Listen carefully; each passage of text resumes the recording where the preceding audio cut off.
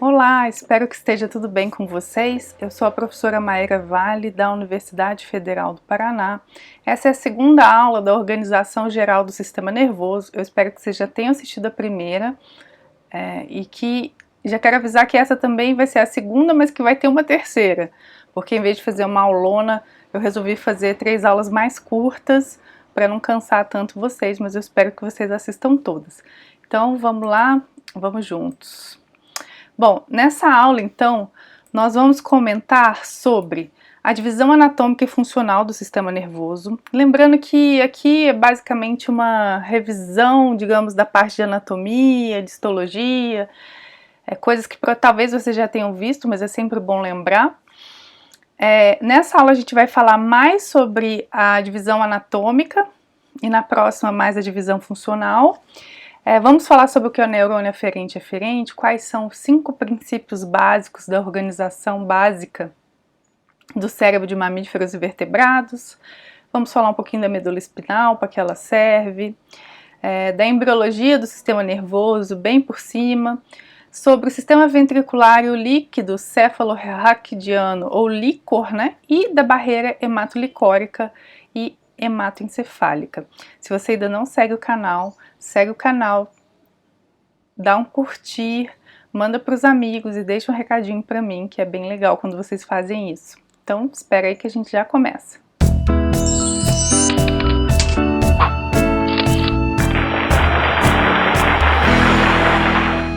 Bom, então, começando pela divisão anatômica, o sistema nervoso dos mamíferos vai ser dividido em sistema nervoso central e sistema nervoso periférico.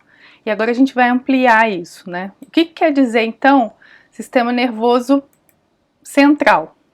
A gente tem o encéfalo e tem a medula espinhal, ou medula espinal, tanto faz, né? Esse, basicamente, é o sistema nervoso que a gente chama de central. Eu sei que alguns alunos confundem, e para mim também faz sentido, porque central acha que é só o encéfalo, né? Só o que está dentro da caixa craniana, esquece da medula, mas lembrem-se que também inclui a medula. Bom, então o sol resolveu aparecer agora, então vocês vão ver a professora iluminada. Espero que não atrapalhe, que a cortina não tá dando conta, mas até agora não tinha sol, né? A lei de Murphy, mas enfim. Então, o sistema nervoso central, ele inclui a medula, e é importante a gente lembrar que a medula, ela é subdividida em diversas regiões. Então a gente vai ter a região cervical, torácica, lombar e sacral. Lembrando que ela vai ficar no canal medular, que fica dentro das vértebras, e assim como o resto do sistema nervoso, ela vai ser envolvida pelas meninges, ela vai ter axônios, vai ter corpos celulares, ela também vai fazer processamento, apesar dela ser mais uma via de informação do que propriamente para processamento, né? Isso as áreas superiores fazem muito mais. E também uma coisa que eu queria lembrar para vocês é o seguinte, né? A gente costuma falar muito que cérebro e encéfalo são sinônimos, mas não são exatamente sinônimos. Então aqui nessa figura dá para a gente ver bem também, porque o encéfalo é tudo aquilo que está dentro da caixa craniana. Então isso vai incluir, por exemplo, o cerebelo e o tronco cerebral. Enquanto que o que a gente chama de cérebro tem muito a ver com córtex, né? Com telencéfalo. A gente vai ver essas subdivisões depois, que tem, na verdade, a ver com a origem embrionária, mas então não é exatamente igual, mas quando a gente está falando de encéfalo, a gente está incluindo regiões mais básicas, a gente está incluindo o cérebro reptiliano, né, que coordena as nossas funções básicas e que fica mesmo na base do crânio, né? Então, só fazendo esse adendo para lembrar isso para vocês. E aí, aqui a gente já vê, né, todas aquelas as vértebras, a medula passando aqui, né, no final a gente tem a cauda equina, e a medula ela vai ter 2 intumescências, né, que é onde sai a maior parte dos nervos motores, principalmente, né, na parte superior, né, para os membros superiores, e na parte inferior para os membros inferiores. Outra coisa interessante é que se a gente fizer um corte, né, ou cortes seriados ao longo da medula, a gente vai ver que ela vai mudando de cara, né? Esses cortes, eles não permanecem sempre iguais. E aí também tem todo o estudo histológico de cada uma dessas partes, né? Tem nomes e enfim, né? Você consegue identificar exatamente qual tipo de neurônio está passando por ali, né? Qual trato, qual fascículo, enfim. Então, os segmentos da medula espinhal, cada segmento vai inervar uma região específica do corpo. Então aqui no cachorro a gente está mostrando exatamente isso, né? Onde tem as duas intumescências e aqui mostrando os nervos saindo para o membro superior e para o membro inferior, né? Ou para os membros, no caso do cachorro, anteriores e posteriores, né? Porque um animal quadrúpede a gente pensa um pouco diferente no animal humano. Eu queria também acrescentar que essa aula tanto serve para o pessoal da veterinária, da zootecnia, quanto também serve para o pessoal da medicina humana, né? Eu fiz uma aula meio misturada, eu vou mostrar um pouco de animal, um pouco de fisiologia humana, mas assim, quando a gente estuda na ciência, né, são utilizados vários animais diferentes, porque existe homologia entre as espécies, né? A gente tem muita coisa parecida. Então, assim, principalmente na parte de neuro, a gente compara muita coisa. Óbvio que também tem particularidades, mas o que a gente vai aprender nesse curso aqui, isso não é mais básico, né? Não é tão específico assim.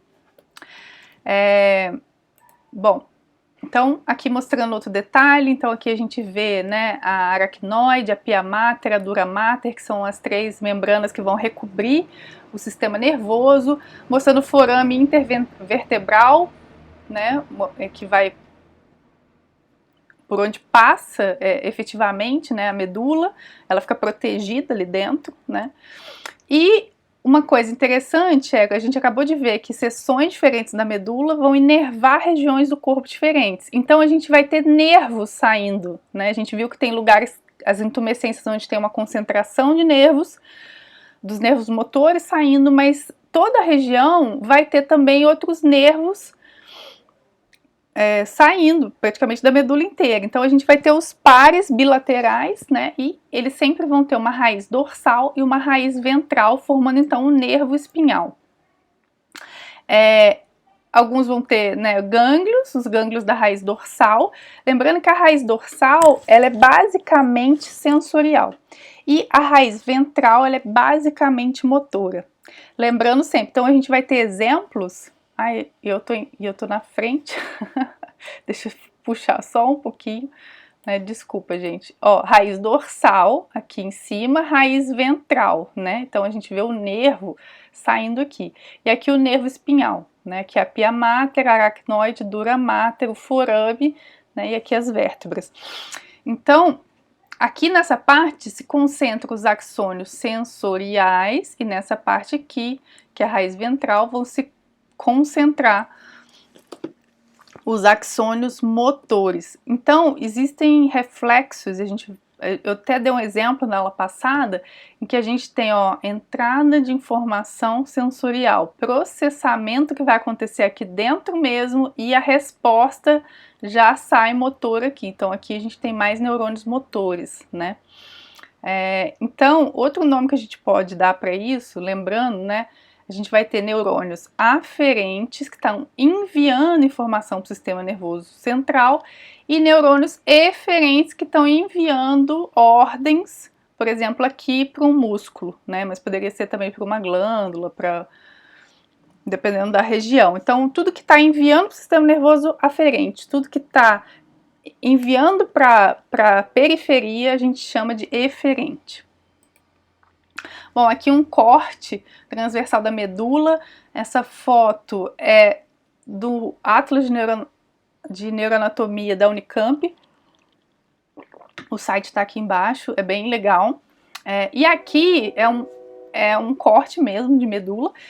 E aqui, ó, a gente vê a raiz do nervo. E aqui já dá para observar isso. Tá vendo que a raiz do nervo, na verdade, ela está conectada com essa coluna posterior aqui. Então aqui a gente vai ter as colunas posteriores, aqui a coluna anterior. O que tem nessa coluna? Basicamente corpos de neurônios, porque onde a gente está vendo esse H medular aqui, ou uma borboleta, também sempre achei que parecia uma borboleta, mas enfim, muita gente falou H medular. Esse H medular, ele é onde está concentrado os corpos desses neurônios que estão aqui nos nervos, né? Ao mesmo tempo a gente tem fascículos, funículo posterior, que é essa região aqui, onde tem dois fascículos, nesse caso, o fascículo grácil cuneiforme. A gente vai ver quem que são esses fascículos na aula de somatosensorial. Funículo lateral, onde passa muitos nervos do sistema nervoso autônomo. O funículo anterior, onde vai se concentrar mais os axônios da parte motora, e aqui uma fissura mediana anterior, né? Então, tem todo um estudo também de cada, como eu falei, de cada região ali da medula, né? Um estudo histológico. A gente vai falar um pouquinho sobre isso, lembrando que cada região vai ser um pouco diferente, né? Se mantém esse plano básico H medular, mas ao longo da medula ele vai mudando. E a gente vai ver um exemplo disso. Então aqui, ó, a gente consegue ver dois cortes, né? Aqui na parte cervical 2, aqui na cervical 8, enquanto aqui, ó, na torácica 12 e na lombar 6. Então, olha como muda bastante, né, a carinha dos cortes.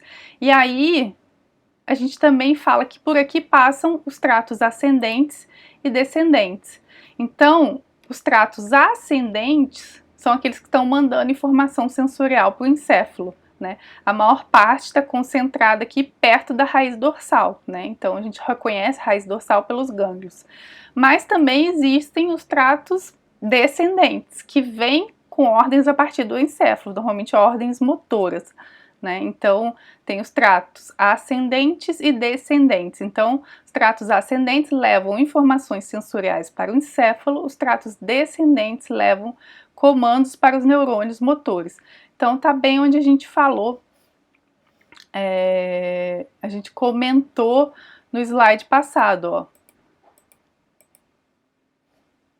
No funículo posterior e no funículo anterior. Lembrando que aqui a gente tem axônio e aqui a gente tem corpos celulares, substância branca e substância cinzenta. Que é exatamente isso que a gente vai falar agora. Apesar dessa figura aqui, que é do Silverthorne, tá tentando mostrar, na verdade, camadas do córtex, isso também se aplica à medula, né? O que a gente chama de substância cinzenta é onde estão os núcleos. Então aqui, ó, onde eu estou marcando com laser, a gente vê uma histologia onde tem esses pontinhos significam núcleos. Onde tem núcleo, corpo celular do axônio, né, ou do neurônio ou pericário.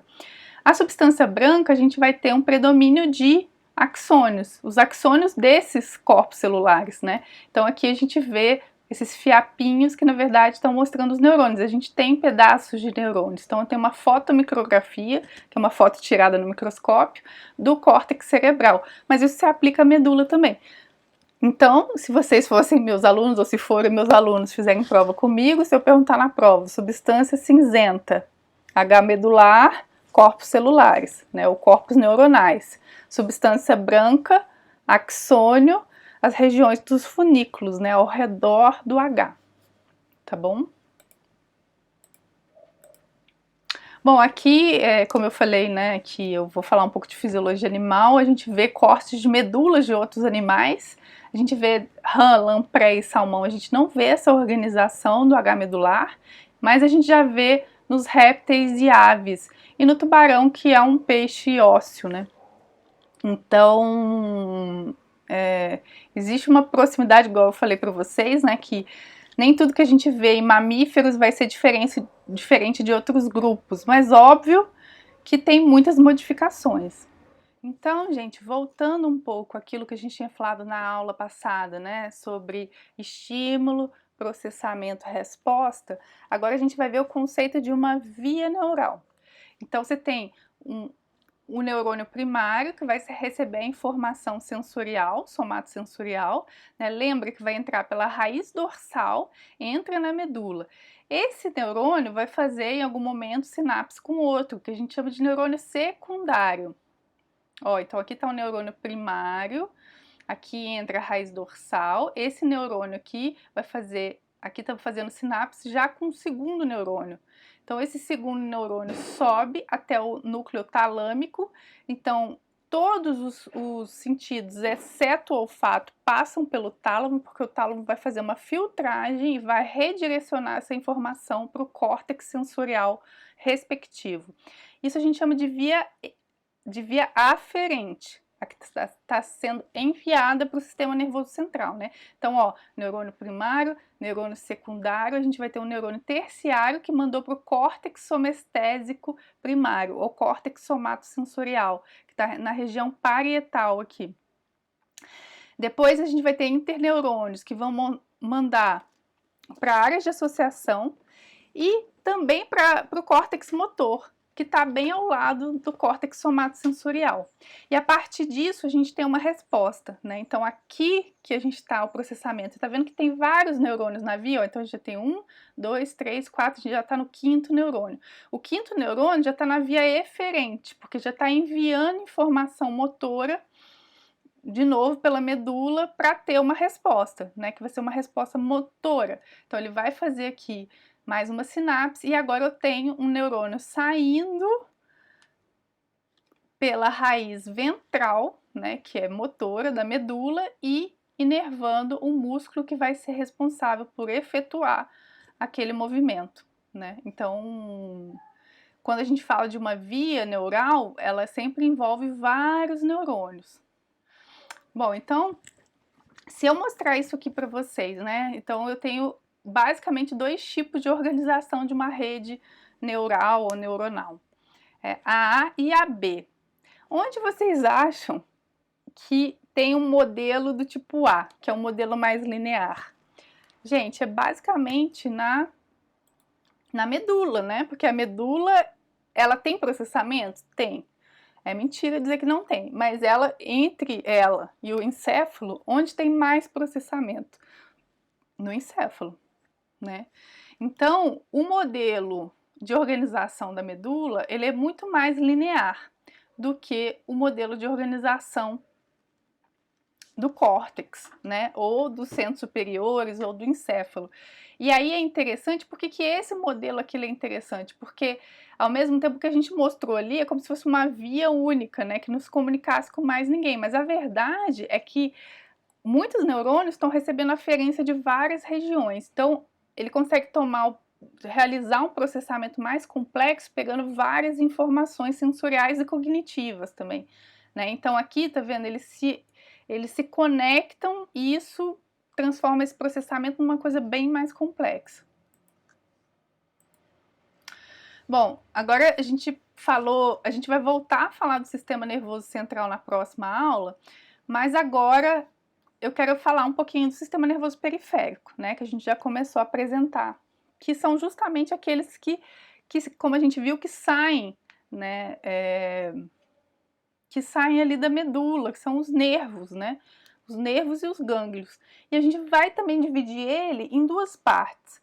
O sistema nervoso somático, que são aqueles axônios que vão controlar os músculos, e o sistema nervoso autônomo, que basicamente controlam os órgãos internos.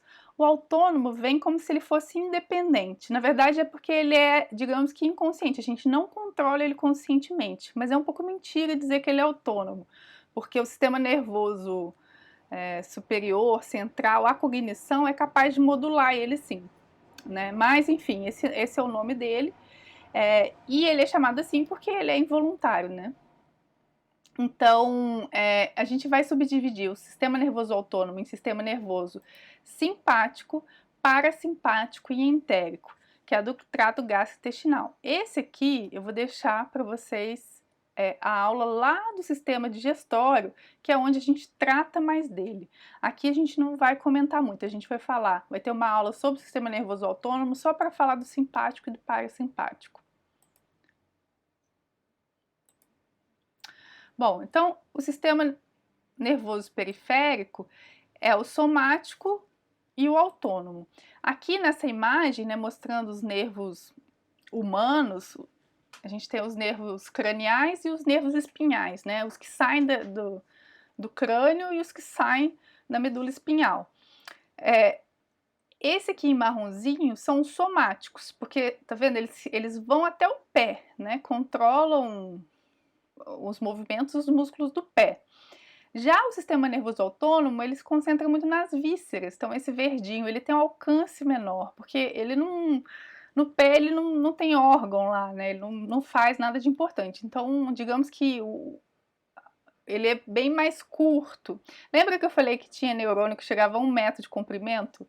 Olha aqui, ó, esses aqui, justamente esse que vai inervar lá algum músculo do pé, né, porque ele sai aqui da parte terminal da medula e vai até lá embaixo. Se a pessoa for muito alta, ele pode chegar a ter 1 metro ou mais mesmo, né?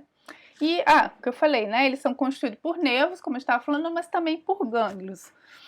Lembrando que gânglios são agregados de corpos neuronais fora do sistema nervoso central. O sistema motor somático, a fibra motora periférica sai direto da medula e já vai direto para os músculos esqueléticos.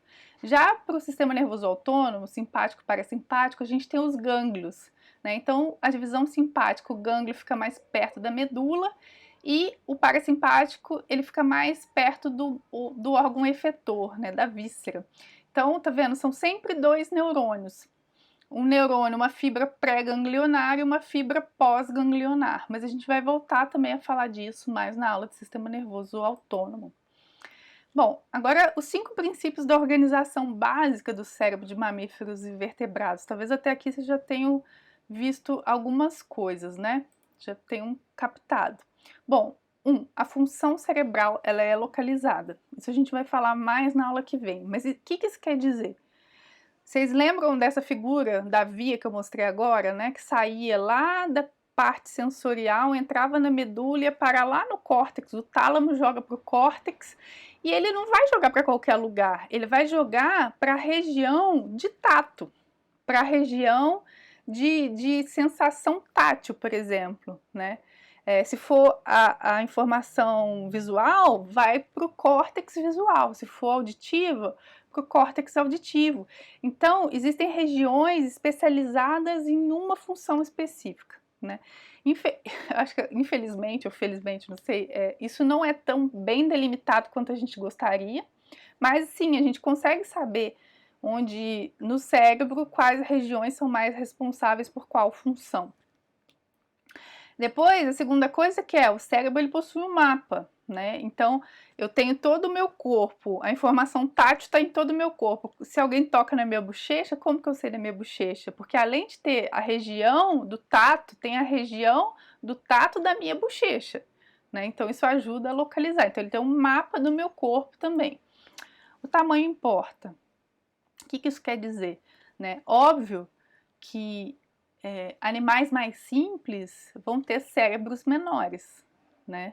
Isso não quer dizer que esses animais não sejam evoluídos. Eles são evoluídos se eles não tiverem instintos, né? Porque chegaram até hoje. Mas eles talvez são simples, né? Então, quanto mais neurônios, a gente tem mais processamento. Então, mais é capaz de exercer mais funções.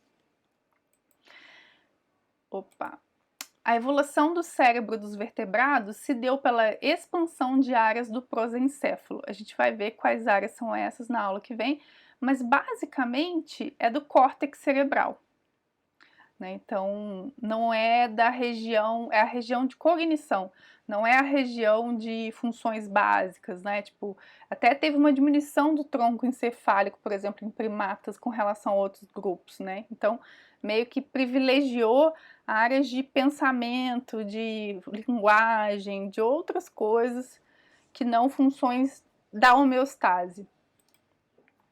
E os circuitos neurais são plásticos. O que isso quer dizer? Né? Neuroplasticidade. Alguma coisa plástica, a gente não está falando de plástico mesmo. Plástico também pode ser. Por que é artista plástico? Né? Porque aquilo que ele molda é moldável. o nosso sistema nervoso ele é moldável. O que isso quer dizer? Se eu aprendi alguma coisa ontem, fisicamente o meu cérebro hoje não é mais o mesmo de ontem. Né? Então, assim, o nosso cérebro ele é capaz de mudar, e mudar mesmo às vezes fisicamente, a gente consegue ver, a gente consegue mensurar por talvez mudança de tamanho e de regiões, né? Por exemplo, um pianista ele vai ter uma região somatosensorial dos dedos da mão no cérebro dele que ocupa mais espaço do que uma pessoa que não é pianista. Então, isso tem a ver com aprendizado, tem a ver com memória, né? Eu acho que tem a ver com o que faz a gente humano também, né? Bom, então, falando um pouquinho da embriogênese, uma coisa, assim, bem por cima, né? Lembrando que os 3 tecidos primordiais é endoderme, ectoderme e mesoderme. O sistema nervoso vai surgir da ectoderme, que está aqui bem pequenininha, em verde, né? Então aqui a gente tem um corte, né? E aqui uma visão do que seria um embrião humano com uns 17 dias, né? E aí você tem bem pequenininha essa região que vai virar o nosso sistema nervoso. Só que aí, o que acontece, né? Ele vai começar a invaginar aqui no B, né? Invaginar e até que ele vai criar um tubo. Então, o nosso sistema nervoso, ele chama neurulação até. Aqui a gente tem fotos disso acontecendo mesmo, né? Então, essa neurulação faz com que seja formado um tubo e a partir desse tubo ocorre a diferenciação das diferentes regiões do nosso sistema nervoso, que a gente vai começar a falar hoje e vai continuar falando semana que vem. E o fato de surgir de um tubo vai gerar consequências anatômicas, que a gente vai comentar daqui a pouco. Né? E aí, além aqui forma o tubo neural e também a crista neural. E é disso que vem todo o nosso sistema nervoso. O tubo neural é que vai formar o sistema nervoso central e a crista vai formar os nossos nervos. E aí, lembra que eu falei que formava um tubo? Então aqui a gente tem, né, um feto humano bem recente, né? Então bem pequenininho, ainda uma azeitoninha. E aí, ó, a gente vai ter essas 3 regiões aqui, que na verdade elas formam como se fossem 3 vesículas, né? Que é o prosencéfalo, o mesencéfalo e o rombencéfalo. Lembra que eu falo de cérebro mais basal e também que eu falei que a evolução dos mamíferos se deu por desenvolvimento de prosencéfalo? Então a gente vai ver o que isso significa. Então essas áreas aqui, 2 e 3, mesencéfalo e rombencéfalo, mais primitivo, cérebro mais primitivo. Prosencéfalo, uma área evolutivamente mais nova. E aí continua tendo esse desenvolvimento, né? Então, aquilo que a gente chama de prosencéfalo vai virar telencéfalo, que vira os 2 hemisférios cerebrais, e o diencéfalo, dien que fica no meio, então ele está aqui no meio. Aqui continua o mesencéfalo e por fim robencéfalo. Robencéfalo depois vai virar tronco cerebral e cerebelo. Então, aqui ó, mostrando o desenvolvimento, né? Os hemisférios cerebrais, os bulbos olfatórios, aqui os cálices ópticos. Então aqui, nessa origem embrionária, a gente começa assim, mas depois vai se tornando outras coisas. Eu estava para variar na frente, né? Então deixa eu mostrar de novo. Robencéfalo aqui verdinho, mesencéfalo laranjinha e o prosencéfalo, que na verdade aqui já diferenciou em telencéfalo de encéfalo, é esse azulzinho aqui. E aí, ó, é exatamente isso que eu estava falando para vocês. O prosencéfalo vira telencéfalo de encéfalo. Quem que é o telencéfalo? Córtex, que é o grande responsável por todas as características especiais dos primatas em relação aos outros animais, que é chamado de neocórtex, neo porque é uma evolução, é uma novidade evolutiva, né? Surgiu por último, digamos assim. Então, por exemplo, bulbo olfatório, todas essas áreas sensoriais, a área de linguagem, tudo isso, algumas regiões mais profundas também, como por exemplo uma parte do sistema límbico. E o diencéfalo vai incluir tálamo, hipotálamo e epitálamo. Já o mesencéfalo, ele se mantém como mesencéfalo Enquanto aquela parte do robencéfalo, na verdade, ele vira metencéfalo, que dá origem à ponte e ao cerebelo, enquanto o mielencéfalo dá origem ao bulbo. Continuando ao bulbo, a gente tem a medula, né? Então, são as etapas de formação, a gente vê que começa com esses três, mas depois deriva para tudo isso que a gente está falando agora e que a gente vai discutir mais na aula que vem. Só que aí tem uma coisa interessante, né? Por que eu falei que eu quis chamar a atenção que começa como um tubo? Porque, na verdade, o nosso cérebro, ele é cavernoso. O que isso quer dizer? A gente tem reentrâncias, a gente tem locais ocos dentro do cérebro, que são os ventrículos.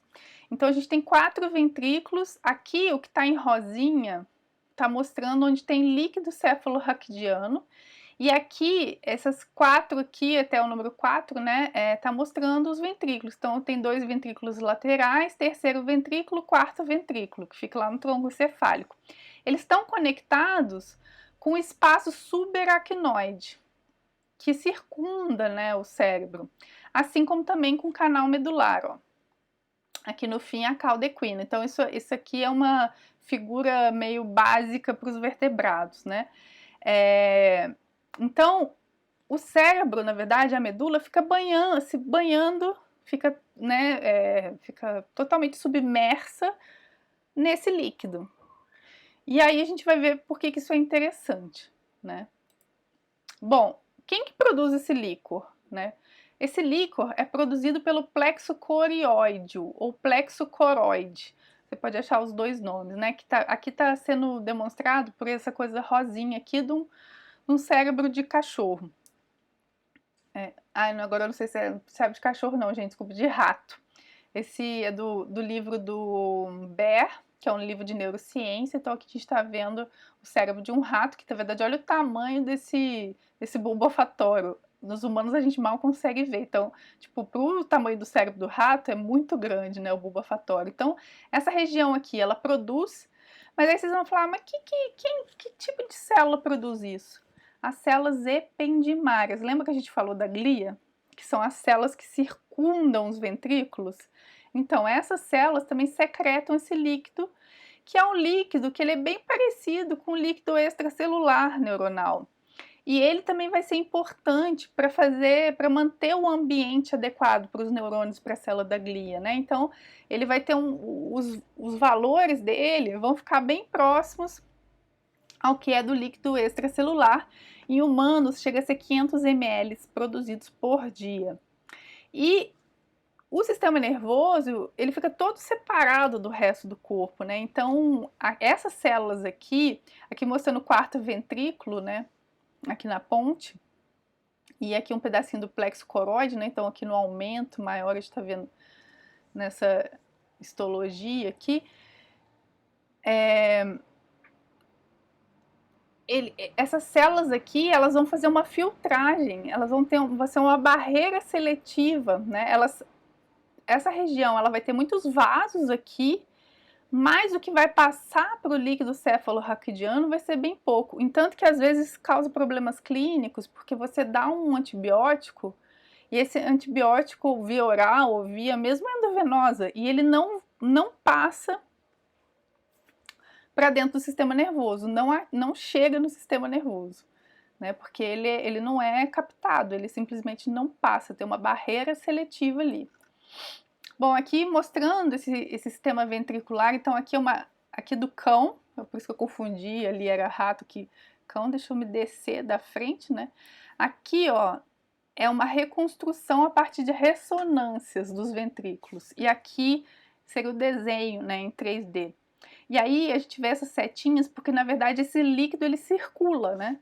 Ele circula, inclusive ele é reabsorvido, né? Ele vai para o sistema venoso depois, existe sempre uma circulação. Então primeiro ele passa pelos ventrículos, ele é produzido ali, mas depois ele vai lá para o espaço subaracnoide e aí ele é reabsorvido. Inclusive, assim, problemas de pressão intracraniana podem acontecer se isso tiver com problemas, né? Ou também se tiver problema de produção do líquor. E aí que a gente entra na barreira hematolicórica. Assim como a gente tem a barreira hematoencefálica também, né? Então aqui, ó, um desenho que tá, na verdade eu esqueci de colocar aqui, esse desenho é do livro do Dux, e que é de fisiologia veterinária. E aqui, ó, o que está vermelhinho são os vasos sanguíneos, né? Então, os vasos sanguíneos entrando no plexo coroide, mas como a gente tem aquelas células ependimárias que são células da glia, elas não permitem que que coisas do sangue passem diretamente para o líquido. Então, existe uma filtragem ali. Né? Ao mesmo tempo, é a mesma coisa para os capilares. Então, existe uma barreira hematoencefálica que também não permite que se entre no líquido intercelular, né, do sistema nervoso central, que entre substâncias potencialmente tóxicas. Né? Isso é uma proteção para os neurônios, que são células supersensíveis.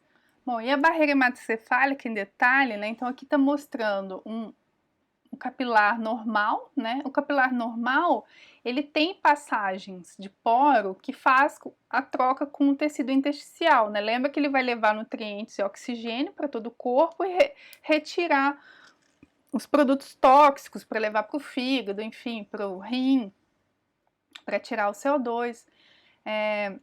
E aí, já começa que os capilares do cérebro, eles são fechados, eles não vão ter esses poros. E além disso, a gente vai ter células da glia fechando esses capilares, o que é chamado de barreira encefálica, que é uma barreira altamente seletiva, protetora. Quem que forma essa barreira? Justamente os astrócitos, que são as células de suporte bioquímico, né, que são células bem grandonas que vão espalhando prolongamentos em todo o sistema nervoso. Aqui estão as referências. Eu citei tem bastante figuras do BER, de neurociências. Eu só queria lembrar assim, a gente está vendo aqui neurociências. Se você quer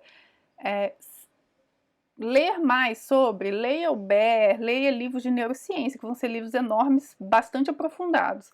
Se você quer aprender o basicão, né, e talvez faz sentido, né, você primeiro ler mais resumido e depois ler mais profundo, aí você pode ler, por exemplo, Silverton, que eu sempre falo, né, que é de Fisiologia Humana Básica, ou Bernie Levy, o livro do professor Rui Cury de Fisiologia Básica, e também tem os livros, aqui está até faltando no final, do Cunningham e do Dux, que são livros de fisiologia veterinária. E para o pessoal da biologia, por exemplo, tem Fisiologia Animal do Rio. Então é isso, tem para todo mundo. Um beijo para vocês. Se não seguiu, segue o canal, compartilha, dá um like. A gente se vê na próxima aula. Tem aula 3, a gente vai falar ainda das regiões e sua função. Beijão para vocês.